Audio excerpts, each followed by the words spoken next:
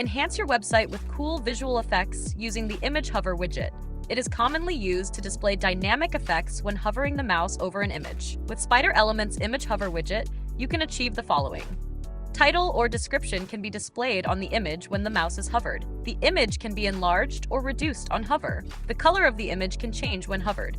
Image hover can be used in all cases, including e-commerce websites, blog posts, news sites, product galleries, event promotions, restaurant or menu sections, offers and discounts sections, and news and article previews. Locate the Image Hover widget under the Spider Elements category and drag it to your desired section. After that, you will go to the Image option. From there, click on the Choose option and select the image. After selecting the image, you can give a title and caption. Now, when you hover over the image, the image content appears on the right side.